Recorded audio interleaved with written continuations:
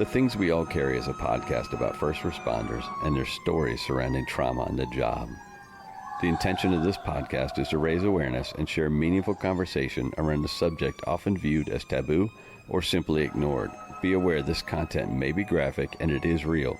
It may not be suitable for children or adults triggered by this subject. All right, ladies and gentlemen, I'm back and I'm here. I'm going to release part 3 with Jim. And Jim is out of Ohio. Jim is a retired firefighter. He's retired through disability. And I wish all states had this. There comes a time where you experience enough stuff and you see enough shit and it weighs on you and you just don't want to get back into it, or you can't get back into it, or, for very valid and real reasons. And in some places, we're forcing people to choose between a livelihood and mental health. And that doesn't make sense to me. Why are we making people choose? It's very easy to see if someone is suffering or somebody has seen or done enough that in some way we need to figure out a way to protect them from future harm, and also make sure that they're kind of set up to be successful and thrive outside of the fire service or outside of law enforcement or outside of the military. And this is something I've said for a while now. This job isn't necessarily designed for all of us to do 20 to 30 years. I don't think any of us should do 30 years. I think that's just ridiculous. I think that there's so much more to see, do, and experience outside of any career that 30 years just seems ridiculous to me. But that being said, I don't think these jobs specifically are designed to thrive long term. Yes, they're the outliers that can do it for however long, and kudos to them. I don't think that should be the norm. I think that we need to investigate a new form or a new way of approaching this retirement system, so mid-career people aren't panicked when they figure out that they're burned out, they're stressed, they're anxious, they're whatever it is, whatever the diagnosis they're experiencing. When they discover that it's time to go, they should not be put in a place where they're forced to decide, am I throwing away 10, 11, 12 years of my life? Or am I going to get something out of it so that I can thrive and be successful post-career, post-fire service career, post-law enforcement career? The military does this really well. They don't make you feel like you're throwing your time away because you've earned all kinds of experience. Now, you're not getting a pension through the military, and I think that's something that can be looked at as well. But, there has to be some sort of not just this age limit or time limit. And I think there needs to be a rethinking of how we do this. And I'm not sure what it is. I honestly am not sure what it is. It's something that's been in my head for a while, and it's something that I haven't been able to flesh out for myself, let alone share with anybody. And some people are out there going, well, you're just being stupid now. But I don't think we are. I don't think I am. I think there's a way to do this where you don't feel like you're throwing away years of your life that you spent with a career such as, like I said, law enforcement, military, fire, whatever it is. I think that when we figure out that we're done with this job and that our brains are done with it and that our emotional health and mental health is done with it, we need to be able to step aside at peace and not just survive, but thrive. It's just something I've been playing with, and maybe if you have more ideas about it, you can hit me up and we can talk about it, because I would love to kind of figure out a way to do that is beneficial to both the firefighters and the municipalities that they work for. Part 3 with Jim goes into a very interesting thing. He had a brain scan done, and it showed that his brain, it's through an EEG, and it showed that his brain is like constant fight or flight. And I think that if we had this available to most firefighters or most cops or most veterans, we would find out that we're all pretty much fight or flight, unless you've already done something to help correct that. And this goes along the conversation I had with Alexander Jabbar and the future episode that I had with Dr. Brooke Bartlett. And it's talking about the physical damage to a brain caused by trauma. And Jim's EEG and this scan is the literal sense of that. It shows the physical damage done to his brain. And so he is going through basically some brain games to retrain his brain and to open up neural pathways and to increase that neuroplasticity that we like to talk about. And it's a fascinating idea, and how it's done is pretty fascinating. He gets into the kind of the nitty gritty about it and how it's done, how long it's going to take, and then we make a deal. We're going to come back and we're going to talk about it after he finishes his treatment, so we can get to the bottom of, hey, did this help? What are the physical changes? What are the emotional changes? And I think one of the most telling things he says in this episode is that he had his doctor explain the results, not just to him, but to his wife and to his mother. And that way they heard what was going on. They heard that this isn't him just being angry to be angry. This is him unable to control these emotions. And he's at the jumping off spot. And then any little thing is not something he can go, oh, I choose to be angry. It's just that the anger just comes and he doesn't know what to do with it. And to have a doctor tell him and tell his loved ones that changes how you approach. And I think that is a very powerful thing. I think it's very powerful to have that on board and go, okay, so now we know what we're dealing with. Now we know we're getting a fix. Let's get after it. Getting after it is the only way to fix it. And this is what Jim's doing right now. Kudos to him. This is a fascinating end to the podcast. And I really did. I enjoyed this one. And I could talk to this gentleman, every week, every day, because I think he's a fascinating human. I think like I said in episode 1, I think his humor is hilarious and he's engaging. So you guys sit back and again enjoy episode 120. Well, this is 126 of the Things We All Carry with Jim from Ohio. And if you're lucky, maybe he will send you a picture of Uranus as well. Peace.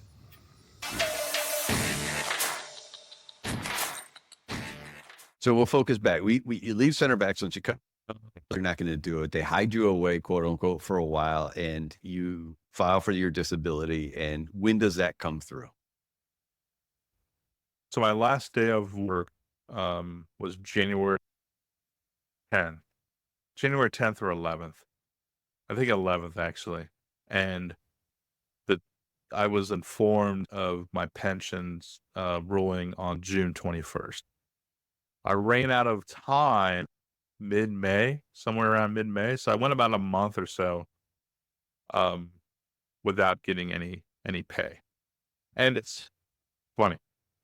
I did get a random out of nowhere check from the city after the union contract was signed. And it was for 31 cents. So I framed it, right? I framed that son of a bitch. It's upstairs, and I actually have a little hammer on it that says, I said, in the case of emergency, break glass. Yeah, so I got a 31-cent check from them. That's funny. Their books are still off of that, which is funny to me. So you dropped this. When did the book come out? Overcoming Tuesday. When did it release? Because I know you went on a flurry of interviews at that time. May 1st. Okay. Is when it came out. We started working on it mid-August, and I would say we had kind of the first rough draft done end of October. And so really throughout the winter months, we put the finishing touches on it and put it together. And then, May 1st. And like I said, you did a number of interviews. You've done podcasts about it, and I think you did a live with our friend there, TJ, on Keep the Promise podcast, and I kind of tried to snipe you there. He asked for any questions, and I think my question was, well, ask him when he's coming on my show, and here we are now. But you're going to come on earlier, but you had developments from the point you released the book to today, which are pretty fascinating. Yes. So I said a little bit ago, I said, I wrote a book. Doesn't mean I'm fixed. Doesn't mean I'm good. Still a work in progress. And so I have still been having these anger issues. And here's the deal, like, I don't have anything to be angry about. I'm pretty good, you know? I'm grateful, I'm fortunate.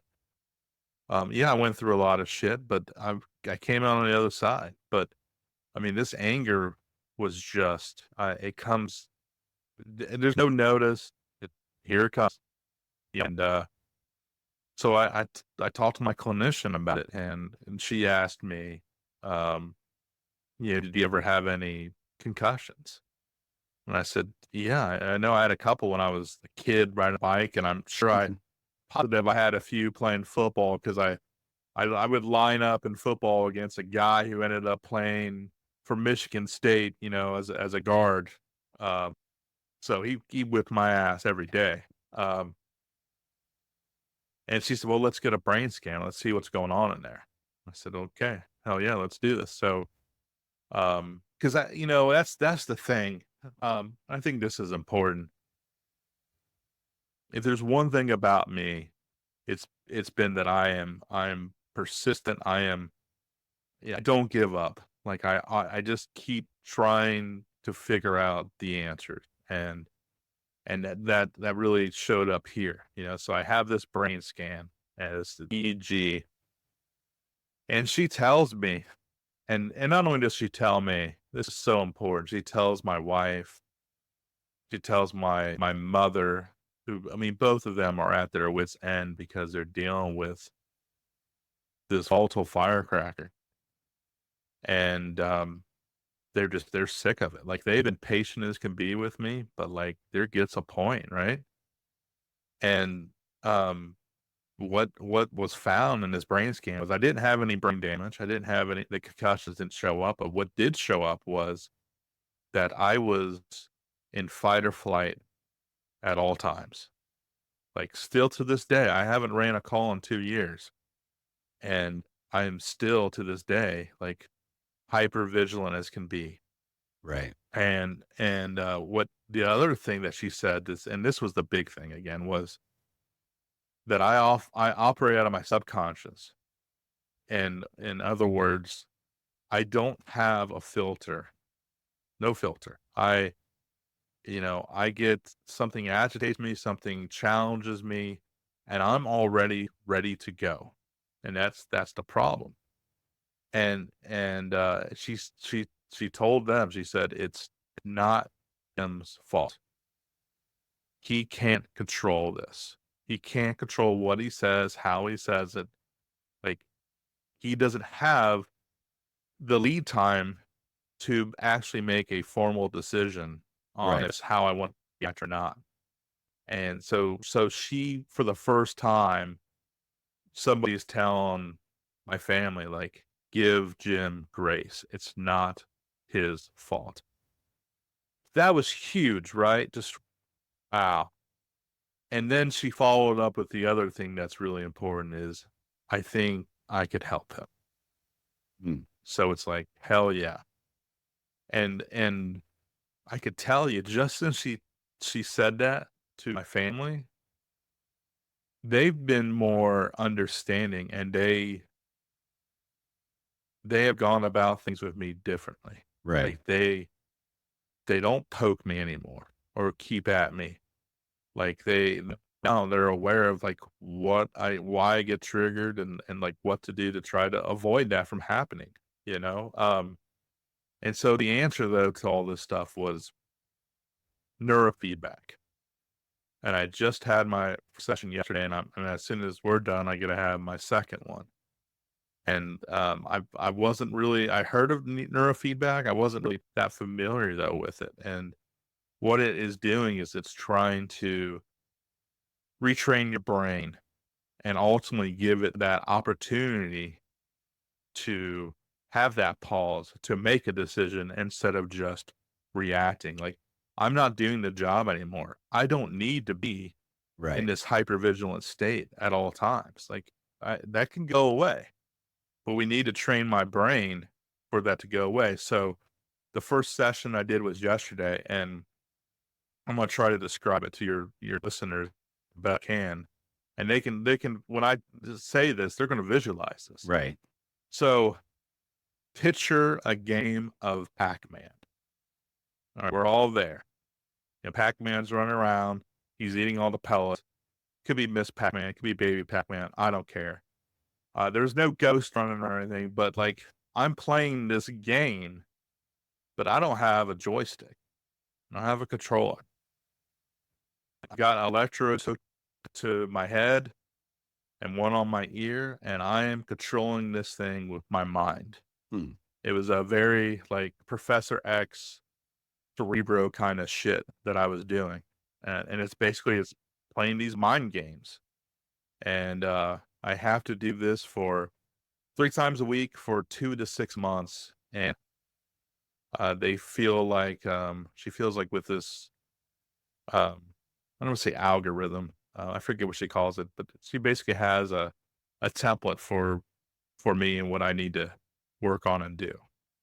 So So the way I'm gonna my lay person, obviously brain that knows enough to ask questions but doesn't know anything. I'm gonna imagine this as you have an objective that you're trying to accomplish with your brain, and how are you seeing it? Is it on a screen in front of you, or what it's is? on computers. Yeah. And so it actually has like a game that when you think turn left, it turns left. Yes. It's fascinating. It's pretty cool. Like it was trippy.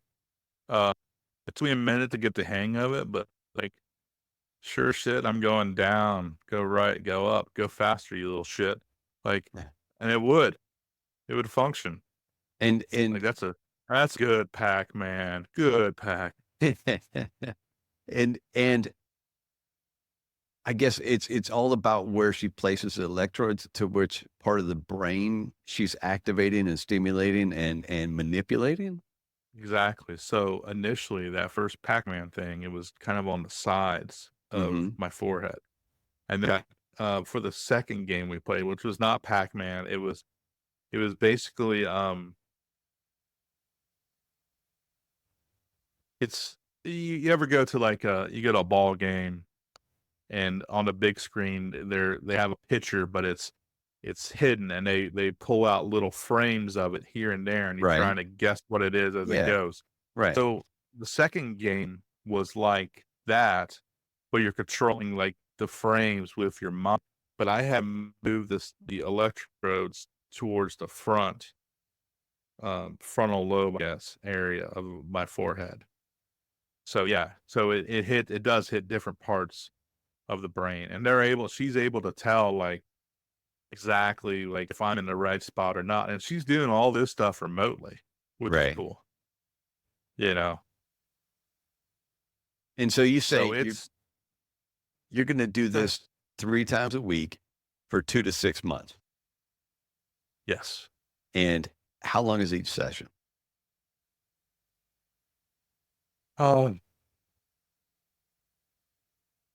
About I mean, doing the games is about 30 minutes.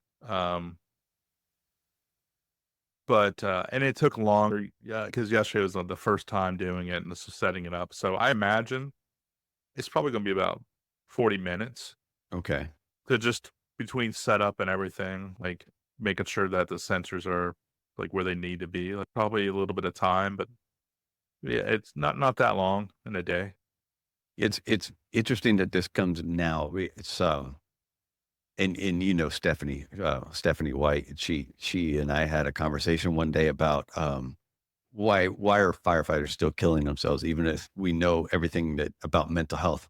And we had some kind of pedantic answers, and she was like, no, but why is it still there? And so then I started asking questions about the brain, and I reached out to somebody about the brain, and what we talked about was the ski ruts in the brain, and how your thinking gets stuck in these ruts. And that's where obviously your brain is. You're in a rut with your brain. So that's why you're on that fight or flight all the time.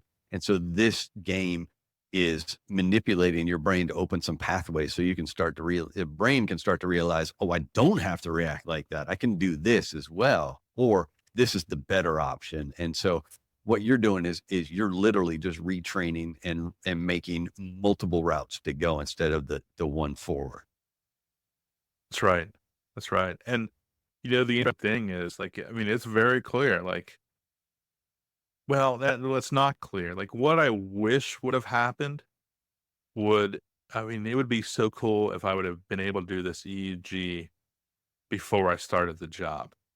Oh yeah. Have that baseline and then Yeah. compare it, because that's the thing. Like, I'm pretty sure it's pretty obvious that the job has changed me, Yeah. and really not for the better. But because I didn't have that baseline, you can just assume you really Right. don't know. But like, to me, this just shows you, like, this. I mean, philosophically, I You can't got even it. say it, changes our brain. Yeah. Like, that is, and that's the thing. Like, I talked to, I don't know if you know her. I talked to, before I talked to you earlier today, I talked to Dr. Sarah Janke. No. Who's an old friend of mine. She does a ton of research. She's awesome. And I'm telling her all this stuff, and I'm just like, I'm getting answers because I'm stubborn and I'm persistent. Right. That's the only way. Like, the fact that I was continuing to be open and honest and sharing stuff and continuing to look for, um, initiatives that actually can help, or interventions, I guess. How many of us just give up? And, I'm thinking about how many of us are out there that have anger issues as well, and don't have a good clinician that can say, "Hey, get an EEG," or even have the funds. That's the other thing. Like, Yeah. this shit isn't covered by insurance. I'm No, paying that's the out of massive pocket, part. Right. and it's. I mean, I'm doing it, even though it sucks and I don't want it. I'm doing it because, like, of the possibility of peace, and finally breaking these chains that I've been in. But um again, I'm getting this help because because it is not common knowledge. This isn't out there.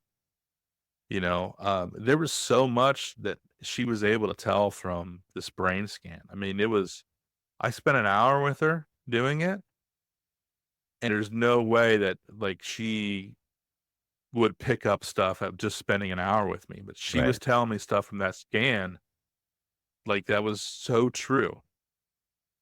So it's, I'd love, I'm glad to be talking about this here, but I want to continue talking about it. I want people to know that this is an option, and I've just had this one session of neurofeedback, but like, if that works too, like, I want to shout from mountains about it. Like, if it Yeah. actually can help. And you and I talked about that is, we'll record today. And then once you're done with it and you've got you go from that baseline, you go through your therapies, and then you're going to scan again. Correct. Yes.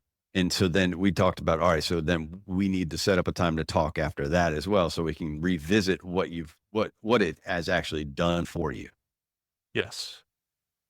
And Absolutely. yeah, I think you're saying you're still in this fight or flight, and I don't think people can appreciate how much we are in fight or flight from the job. And you said it'd been 2 years since you've run a call, which is a pretty good chunk of time. And here I am. It's been a few months. I left the job on February 29th was the last time I ran a call. And last Friday I went to a concert in Richmond, and we were in this crowd, and it was sparsely populated at first. And then obviously the main act came on, and these basically high school, college kids just flooded in around us. And I don't remember the show after that, because I was just on hyper alert as to what they were doing, and whether they were in my space, and what I had to do if they did get in my space, and what I didn't do there. And this is the whole don't practice what I preach part, was I didn't recognize it at first. And I didn't just say, hey, I need to step back there. I need to go back where there's not a huge crowd right now.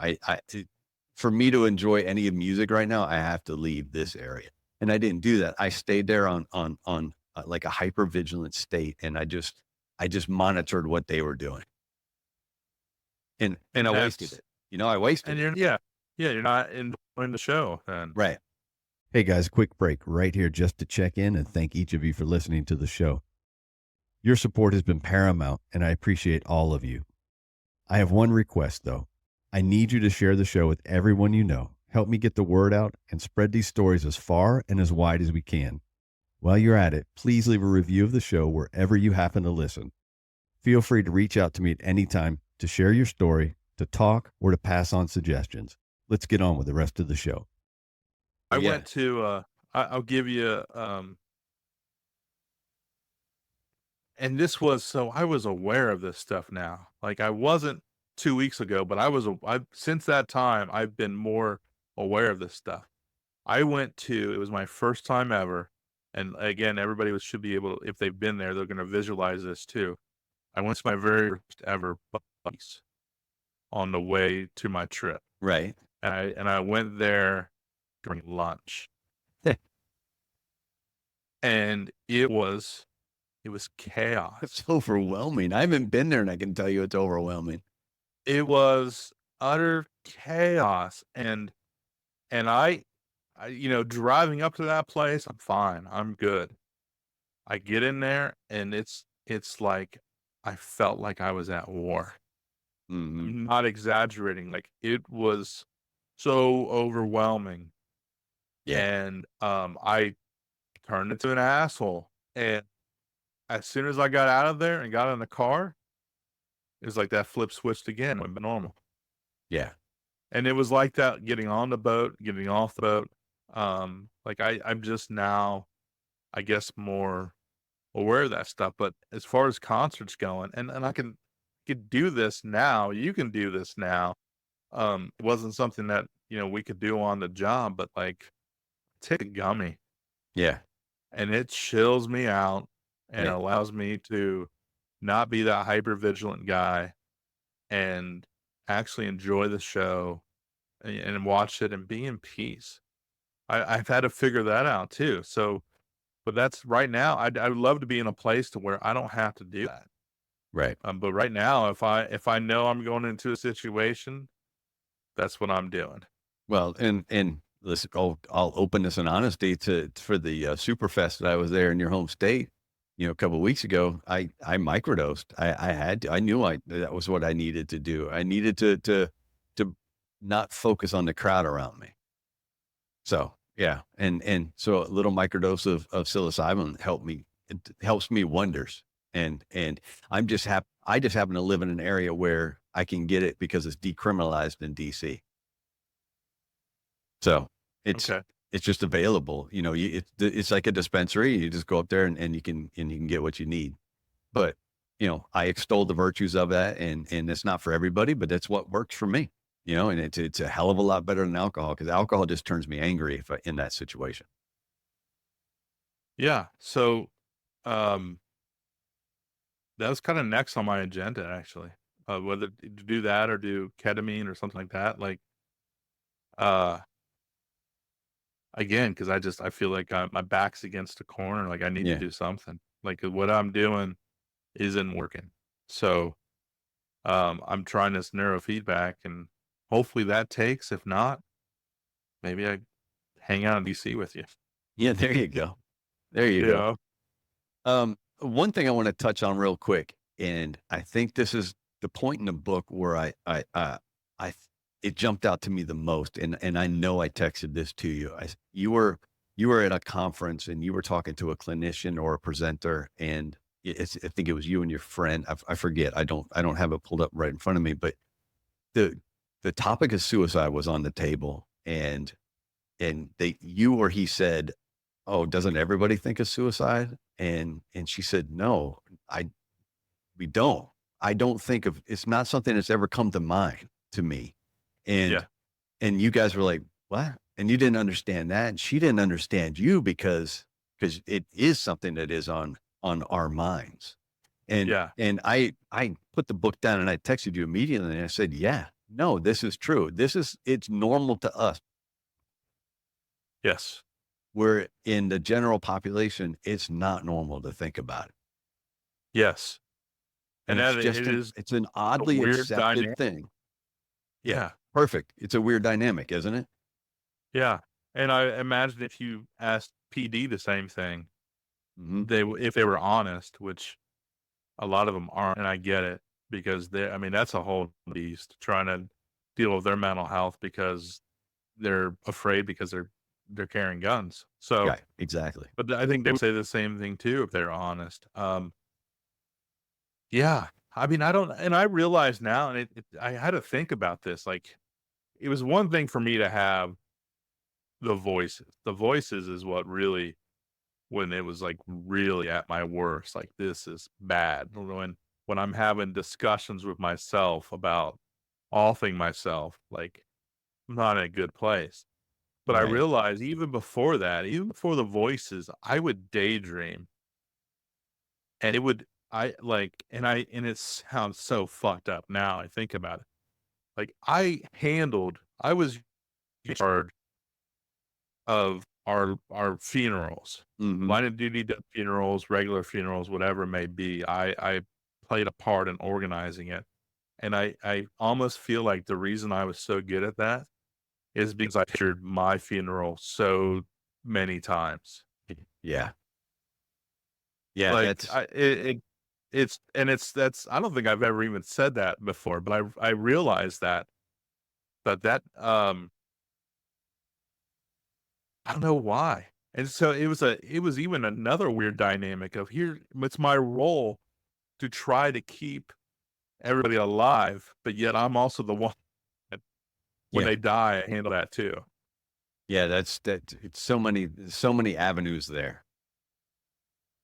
Well, let's do this. Let's get you through your neurofeedback path, I guess we could say it, your course of treatments, and find a time once you go through it and get some results, and then we can come back together and talk about what that did for you.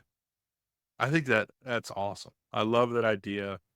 Um, it'd be even, oh man, I don't know if you'd be up for this, but what would be cool is to get Steph on here who's doing all the stuff with me Hmm. and have her even explain like, hey, this was Jim's thing here, and then after this is it I'm now. I'm all in on it. If she's willing to do something like that, we can work something Oh, out. she's super. She's cool. And I've already told her like, hey, you- you're a big chapter in my next book. Like I already told her that. Well, I Yeah. know you're kind of on a hard out now, and so let's do this. Let's get the last two questions out of the way so we can wrap this up, and you can go about and get done what you need to get done Play today. play some more Pac-Man. Play some more Pac-Man. So, when is the last time you felt a sense of awe? You experienced something where it just stopped you in your tracks, and one of the best ways I heard it explained was I had a woman, Alex, emergency resilience. She was on, and she said it. She knew it was a moment of awe for her because she was a photographer and she couldn't take a picture of it. You talking about Alexandra Jabbar? Yeah, yeah, Yeah. She's cool as could be. yeah. Brilliant woman. Uh yes. A moment of awe.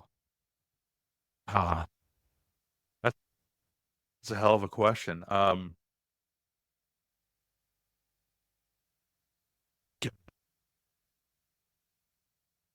mean, are we talking about kind of like signs or just Anything things?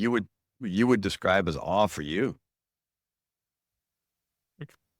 I'm gonna this is fucked up, but I'm gonna tell you the story because it's Okay. hilarious and it just happened. So it's really fresh in my mind. So I told you about gummies, right? Hmm. And I only use it's not like I'm not walking around high every day or yeah, I use them for sleep and I use them if I'm going out in big public places. And but I haven't been able to sleep without them. And so on the cruise ship, they're like, it's a big like, hey, no, we know it's legal there, but it's not legal here. Right. Don't bring that shit on. We're gonna be checking. And I'm like, I'm gonna gamble it. I'm gonna bring some gummies because I want to be able to sleep. And Right. man, I had them. I took them out of the bag, put them in a medicine thing. I put them in my book bag. I carried them in my book bag, and I put them in my luggage or in my book bag. And we put all these book bags in a row when we're getting ready to go through security to get on the big boat, and then pops in a I'm like, I'm fucked. Like, shit. And this dog is going bag by bag, sniffing it. Yeah. And just as it gets to me, this, like, two people over from me, they have a stroller. I have a kid in a stroller, but they also have, like, bags on the back of the stroller. Right. And it fell backwards. Like, Right. it was okay and everything, but it fell backwards, and I made a big scene. And right as that dog's coming to my bag, like, it gets, that happens, and the handler and the dog goes over to that person and, like, skips my bag. That was my moment of awe, my moment of, like, thank you, God, I guess. Like, I think that's shit. Didn't know you wanted me to do drugs, but, like, thank you. Or did you, let's just be honest, did you just reach out and tip it back a little bit, give it a little bit of help to No, I was, and I was like, I'm fucked. I'm so fucked. I'm fucked. And That's funny. then that happened, and I was like, okay, well, thank you. What about a book, sir? What's a book you want to recommend other than Overcoming Tuesday? We talked about music earlier, a lot. And I've read, and I know you have too, there's so many of us that write books, whether it's Travis Howes or Pat Kenny, like all these fire related books, and they're all great. But I do like getting my mind out of the fire service and to Oh yeah. the regular world. So I really enjoyed Dave Grohl's book, Storyteller. Oh yeah. It's just him telling, the autobiography, just telling stories. And the guy's done so much, whether it's Nirvana, starting the Foo, all that kind of stuff. I've said it before, and I'll say it. I'll stand by it. I think Dave Grohl is the most influential musician of our generation. I agree. People do not realize how involved he is in the overall music scene, and the fact that he has spanned the amount of time he has spanned with very influential bands. Yes. He has done so much more than you realize, and he is one of the most talented human beings on earth. He's just a humble dude. And he's local. He's a local kid to us. Virginia? Yeah. Right? His mom's a school teacher still in Fairfax County. Oh, I think he actually was born in Ohio. So I got that going for me. He grew up in Fairfax area, so I knew that. So yeah, there you go. There's another connection there. But the drumming, the guitar, the singing, not just the bands he's been, but then all the other people that he's played for, whether it's them. I actually saw them Crooked Vultures, which was cool. Yeah. Okay. And then Queen of the Stone Age. Yep. He drummed on Tenacious D's first album. Yeah. A lot. So I dug his book. I got that for a birthday present. That was pretty cool.